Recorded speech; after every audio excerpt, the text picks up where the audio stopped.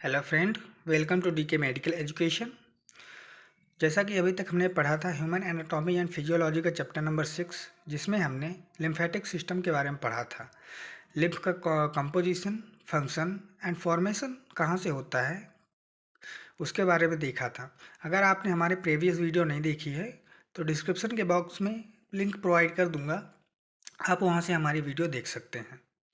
आज हम बात करने वाले हैं ह्यूमन एनाटॉमी एंड फिजियोलॉजी के चैप्टर नंबर 7, जिसमें हम पढ़ेंगे कार्डियोवैस्कुलर सिस्टम के बारे में, मतलब हार्ट से रिलेटेड कुछ सिस्टम होते हैं उनके बारे में पढ़ेंगे।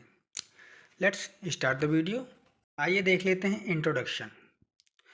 The cardiovascular system consist of the heart and blood vessels, मतलब हृदय प्रणाली एक हृदय और रक्त वाहिकाएं होती हैं। It is mainly a transport system, मतलब यह मुख्य रूप से एक परिवहन का काम करती हैं। It transport respiratory gases, nutrients and excretory product to various part of the body, मतलब यह श्वसन गैसों को और पोषक तत्वों और उत्सर्जित पदार्थों को शरीर के विभिन्न भागों में पहुंचाता है। Blood is the medium through which these substance और ट्रांसपोर्ट, मतलब रक्त वह माध्यम है जिसके माध्यम से इन पदार्थों का परिवहन होता है, या फिर कह लीजिए रक्त वह माध्यम है जिसके जिसके माध्यम से इन सब पदार्थों का हमारी बॉडी में परिवहन होता है। ये देखते हैं हार्ट क्या होता है, उसके बारे में पढ़ेंगे। Heart is a conical hollow मस्कुलो tendinous organ, मतलब हृदय जो हमारा है वो एक कॉनिकल और खोखला और मांसपेशीय अंग होता है।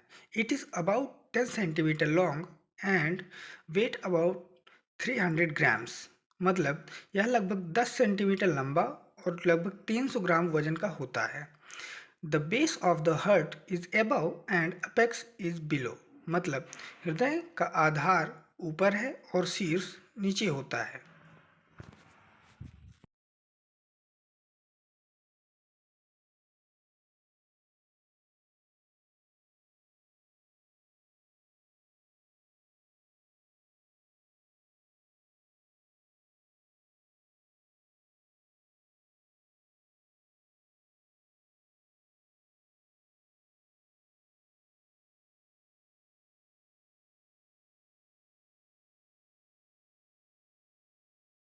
देखते हैं पोजीशन ऑफ द हार्ट हमारी बॉडी में।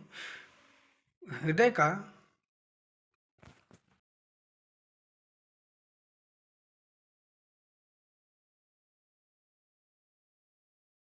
आगे देखते हैं पोजीशन ऑफ द हार्ट, मतलब हमारी बॉडी में हृदय किस पोजीशन पे स्थित होता है।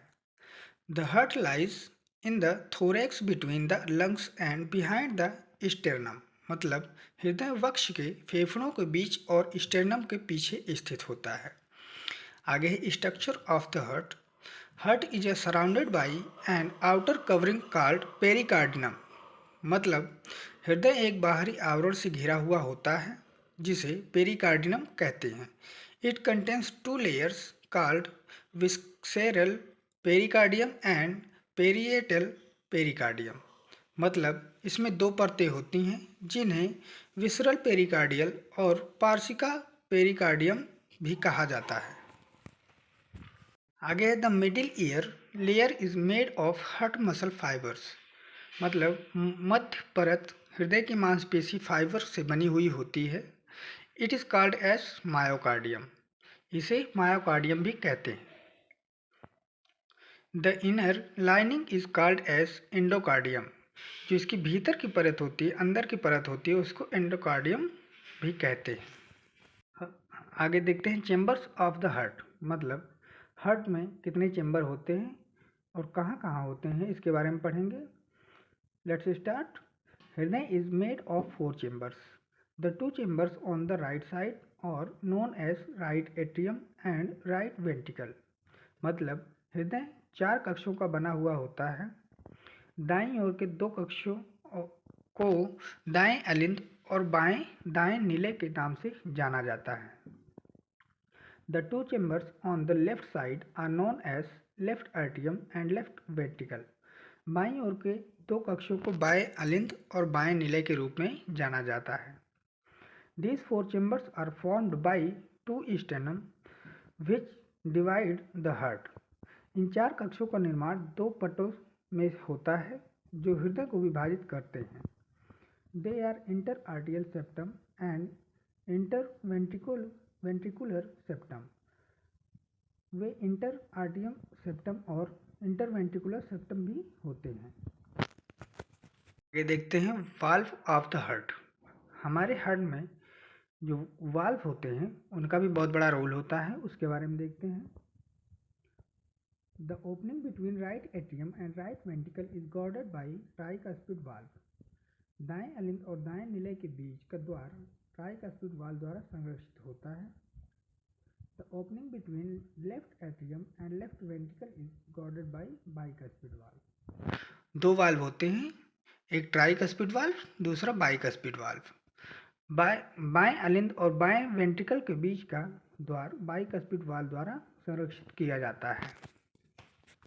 आगे देखते हैं blood vessels attach to heart. मतलब कुछ ब्लड के वेसल्स होते हैं जो हार्ट से अटैच होते हैं, उनके बारे में देखते हैं. The right atrium receive superior vena cava and inferior vena cava. They carry venous blood to heart. मतलब दायां अलिंद सुपीरियर वेना कावा और इंफीरियर वेना कावा प्राप्त करता है. वे रक्त को हृदय तक ले जाते हैं. सेकेंड है from the right ventricle arise the pulmonary artery. It carries venous blood to lungs for oxygenated. मतलब दाएं वेंट्रिकल से फुसफुसी धमनी निकलती है. यह सिरा परक रक्त को ऑक्सीजनित करने के लिए फेफड़ों तक पहुंचाती है. फुसफुसी यहाँ पे हमने पल्मोनरी आर्टरी को कहा है. आगे है the left atrium receive for pulmonary veins. They carry oxygenated blood to heart. मतलब बाएं अलिंद फुसफुसी नशे के लिए प्राप्त करता है. वे एक ऑक्सीजनेटेड युक्त रक्त को हृदय तक ले जाते हैं. From the left ventricle arise the aorta. It delivers pure blood to all part of the body. मतलब बाएं वेंट्रिकल से महाधमनी निकलती है. यह शरीर के सभी अंगों में शुद्ध रक्त को पहुंचाता है. आगे है ब्लड सप्लाई टू हार्ट.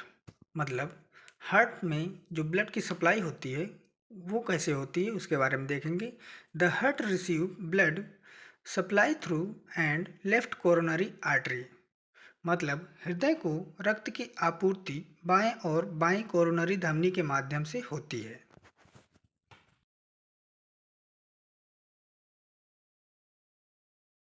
आगे देखते हैं हार्ट के फंक्शन के बारे में पढ़ेंगे. हार्ट का काम क्या क्या होता है उसके बारे में पढ़ेंगे. The heart pumps oxygen and nutrition rich blood to the organ tissue and cell of the body and eliminated waste product.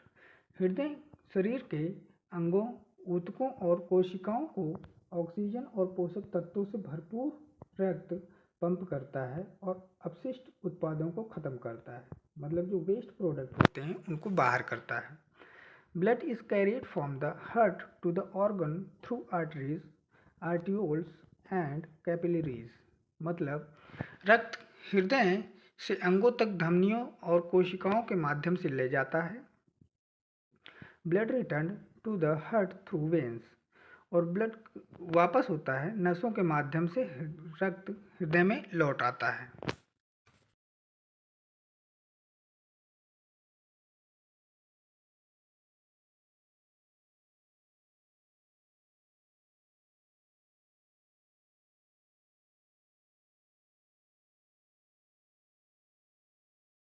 It is the main topic of the cardiac, जिसको हम बोलते हैं cardiac cycle.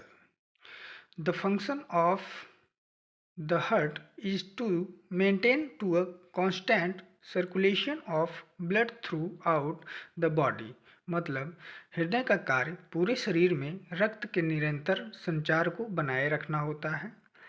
This is achieved by rhythmic contraction of its muscles. मतलब यह इसकी मांसपेशियों के लयबद्ध संकुचन द्वारा प्राप्त किया जाता है. Cardiac cycle is the sequence of events which occurs in the heart during a single beat. मतलब हृदय चक्र घटनाओं का क्रम है जो एक धड़कन के दौरान हृदय होता है। The rate of heart is 72 beats per minute.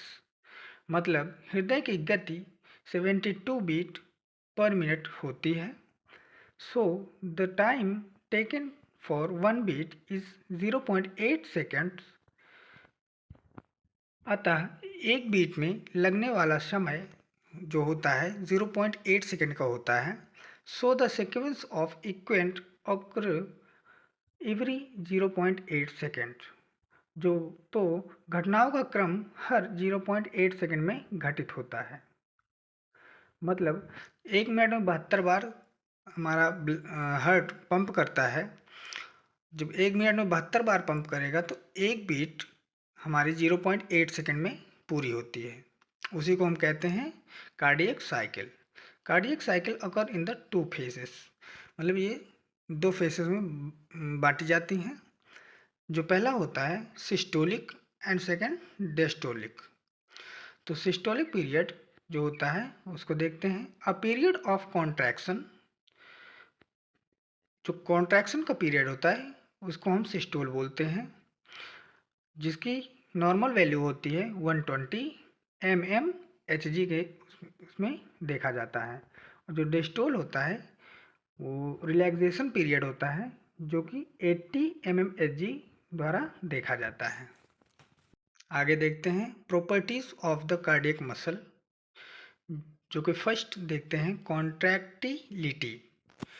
Bye contraction of the cardiac muscle the heart pumps blood out of its chambers.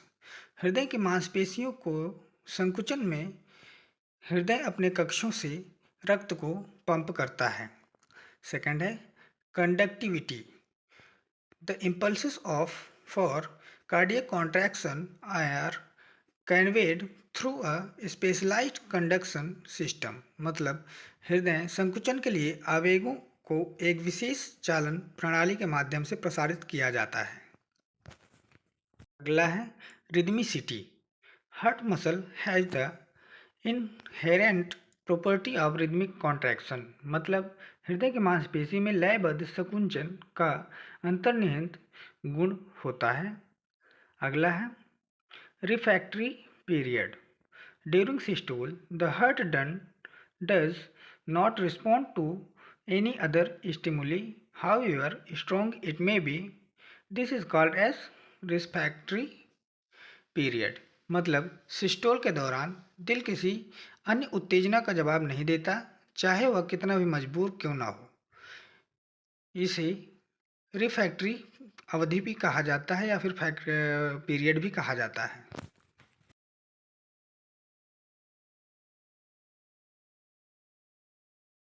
आगे देखते हैं हार्ट साउंड। मतलब जो हमारे हार्ट में ब्लड पंप होता है उसकी साउंड के बारे में देखेंगे। आइए देखते हैं। Total 4 sound are produced by the heart. मतलब हृदय द्वारा कुल 4 ध्वनियाँ उत्पन्न होती हैं। The first sound as lub and the second sound as dub can be heard with a stethoscope. पहली ध्वनि जो होती है वो लब और दूसरी ध्वनि डब के रूप में स्टेथोस्कोप में सुनी जा सकती है। The third and fourth sound can't be heard. जो तीसरी और चौथी ध्वनि नहीं सुनी जा सकती है। आगे है first sound. First sound is produced by the closure of atrioventricular valves. मतलब पहली ध्वनि एंट्रियोवेंट्रिकुलर वाल्व के बंद होने से उत्पन्न होती है। This is loud and a long duration. मतलब यह जोरदार होती है और लंबी अवधि का होती है। आगे देखते हैं second sound is produced by the closure semi lunar valve and pulmonary। It is shrill and of a short duration. मतलब दूसरी ध्वनि अर्धचंद्र कपाट महाधमनी और फुसफुसी के बंद होने से उत्पन्न होती है। यह तीखा और कम समय का होता है।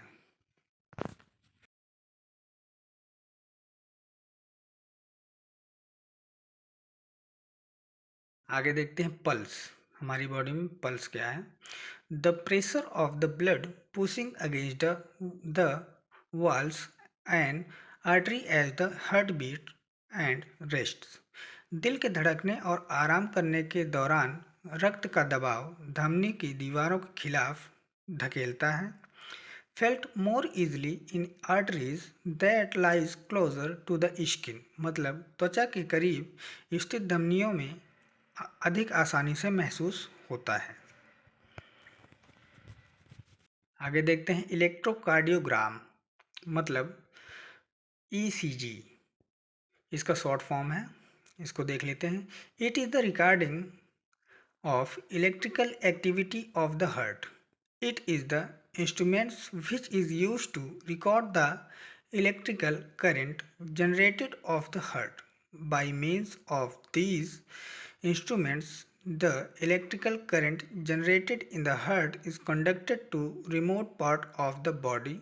The heart current can be recorded by connecting any two parts of the body with the instruments. The connection are called as leads.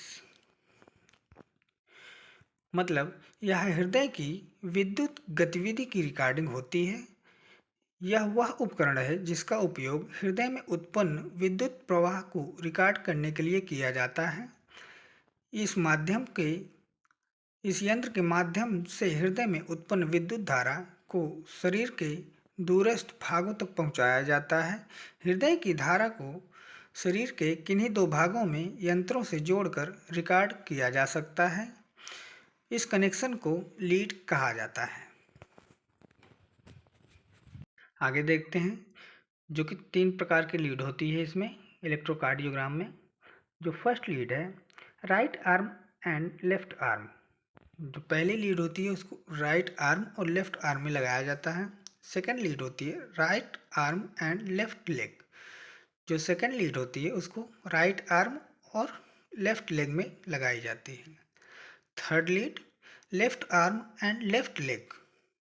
मतलब जो तीसरी लीड होती है उसको लेफ्ट आर्म और लेफ्ट लेग में लगाई जाती है. आगे देखते हैं connection over the chest with indifferent electrodes are also sometimes used. मतलब इलेक्ट्रोड्स के साथ छाती पर कनेक्शन के कभी कभी उपयोग किया जाता है. The ECG recording are designed by letters P Q R S and T. ECG recording अक्षर P Q R S and T द्वारा डिजाइन की जाती है. The wave P is cause by contraction of atrium. मतलब जो तरंग P अलिंद के संकुंचन के कारण होती है. The wave Q R and S are produced by the contraction of ventricles. Q R and S ventricle के संकुचन द्वारा निर्मित होते हैं. The wave T is produced by the relaxation of ventricles. मतलब वेव जो टी होता है वेंट्रिकल्स की छूट से उत्पन्न होती है. During disease of the heart these waves are abnormal in the shape and position. मतलब हृदय रोग के दौरान ये तरंगे आकार और स्थिति में असामान्य हो जाती हैं. आगे देखते हैं कार्डियक आउटपुट. कार्डियक आउटपुट क्या होता है इसके बारे में देखेंगे. It is defined as the quantity of blood pumped by the heart in 1 minutes. मतलब इसे 1 मिनट में हृदय द्वारा पंप किए गए रक्त की मात्रा के रूप में परिभाषित किया जाता है.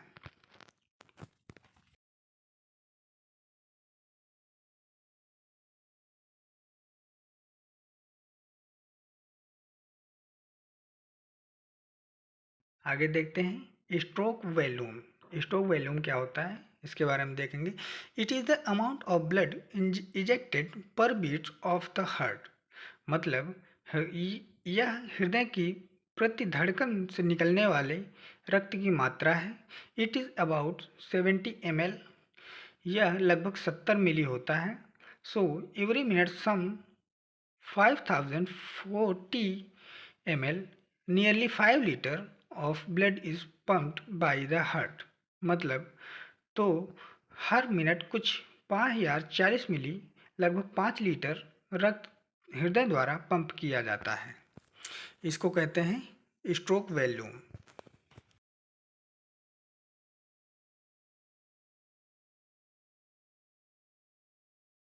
आगे देखते हैं रेगुलेशन ऑफ ब्लड प्रेशर, मतलब हमारी बॉडी में जो ब्लड प्रेशर है उसका रेगुलेशन देखेंगे। It is defined as the lateral pressure ejected by blood vessels. The blood pressure, which is normally expressed is blood pressure, is has two parts. मतलब इसे रक्त वाहिकाएं द्वारा उत्सर्जित पार्श्व दबाव के रूप में परिभाषित किया जाता है। रक्तचाप, जिसे सामान्य रूप से व्यक्त किया जाता है, वह रक्तचाप है जिसके दो भाग होते हैं। पहला systolic blood pressure and diastolic blood pressure. जो सिस्टोल की नॉर्मल वैल्यू होती है 120 होती है और डायस्टोल की नॉर्मल वैल्यू 80 होती है।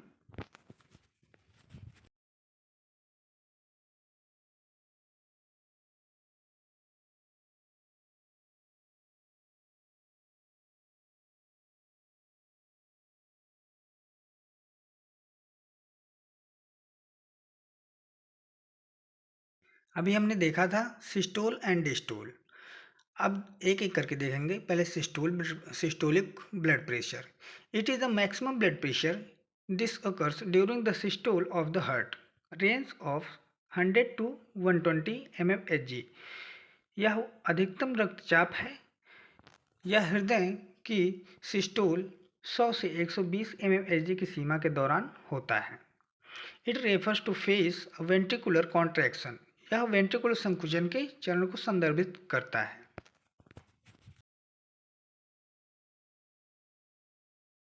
देखेंगे डिस्टोलिक ब्लड प्रेशर।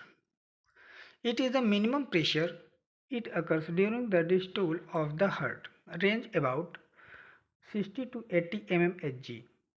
मतलब यह न्यूनतम दबाव होता है। यह हृदय के डायस्टोल रेंज लगभग 60 से 80 mmHg के दौरान होता है। It refers to phase of ventricular relaxation. मतलब यह निलय विश्राम के चरण को संदर्भित करता है। आगे देखेंगे फैक्टर अफेक्टिंग ब्लड प्रेशर। मतलब हमारे ब्लड प्रेशर में जो कुछ फैक्टर होते हैं उसके बारे में देखेंगे। जो कि पहला है ब्लड वॉल्यूम, दूसरा है cardiac output, elasticity of blood vessels, diameter of the lumens of blood and vessels, viscosity of blood. आगे है मेजरमेंट ऑफ ब्लड प्रेशर। मतलब ब्लड प्रेशर को हम मेजर कैसे करते हैं, मतलब मापते कैसे हैं। It is usually measured by an instruments called auscultatory method. इसे आमतौर पर परिश्रवण विधि नामक उपकरण द्वारा मापा जाता है। It consist of a measuring manometer, cuff and hand pump of the cuff is tied around the cubital fossa of the individual. मतलब इसमें एक मापने वाला राउटर कफ और हैंड पंप होता है। कफ को क्यूबिटल फोसा के आसपास बांध दिया जाता है।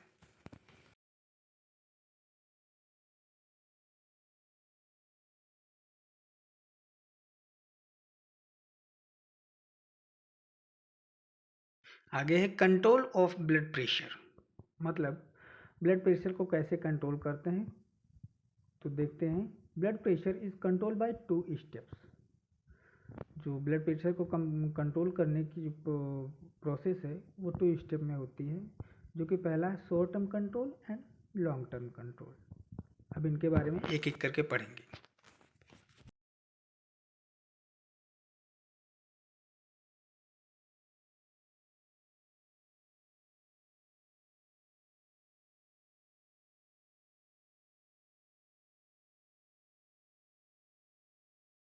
शॉर्ट टर्म कंट्रोल, आइए देखते हैं। On the movement to movement basic, which mainly involves the baroreceptor reflex, as also called chemoreceptor, and circulatory hormones.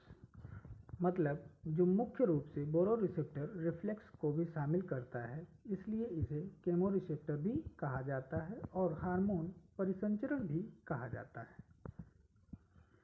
अगला है long term control, which involve regulation of blood volume by the kidney and the renin angiotensin, मतलब जिसमें गुर्दे और renin angiotensin द्वारा रक्त की मात्रा का विनिमय शामिल होता है। आई होप आपको वीडियो समझ में आई होगी।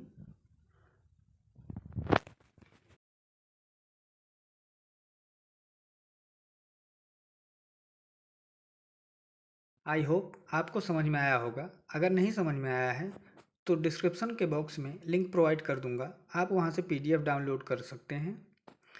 ऐसे ही मेडिकल से संबंधित वीडियोस के लिए हमारे चैनल को लाइक एंड सब्सक्राइब ज़रूर करें।